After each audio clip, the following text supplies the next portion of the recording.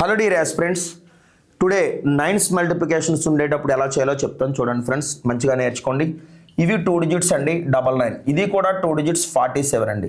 So 47లో ఒకటి తీస్తే ఏమవుతుందంటే 46 అవుతుందండి. 9లో 6 పోతే 3 అండి, 9లో 4 పోతే 5 అండి. ఓకేనా? సో చూసుకుంటే 56లో ఒకటి తీస్తే 55 అవుతుందండి. సో 9లో 5 పోతే 4, 9లో 5 పోతే 4 అండి. రైట్ అండి.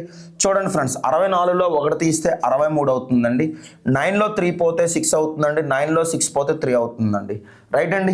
అట్లా ఇక్కడ చూసుకుంటే కనుక 77లో 1 మైనస్ చేస్తే 76 అవుతుందండి. 9లో 6 పోతే 3 అవుతుందండి. 9లో 7 పోతే ఏమవుతుందంటే 2 అవుతుందండి. సో 81 అవుతుందండి ఇది. సో 9లో 1 పోతే 8 అండి, అలాగే 9లో 8 పోతే 1 అండి. రైట్ అండి. అట్లాగే ఇది చూడండి ఫ్రెండ్స్, ఇది 3 డిజిట్ నెంబర్ అండి, ఇది కూడా 3 డిజిట్ నెంబరే. అండర్స్టాండ్? సో చూసుకుంటే కనుక 101 అవుతుందండి.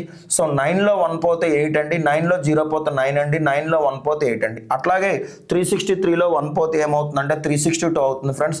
సో 9లో 2 పోతే 7 అండి, 9లో 6 పోతే 3 అండి, 9లో 3 పోతే 6 అండి.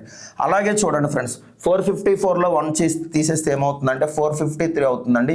9లో 3 పోతే 6, 9లో 5 పోతే 4, 9లో 4 పోతే 5 అండి. అండర్స్టాండ్? అట్లాగే చూడండి ఫ్రెండ్స్, 681 అండి. 9లో 1 పోతే 8 అండి, 9లో 8 పోతే 1 అండి, 9లో 6 పోతే 3 అండి. రైట్ అండి.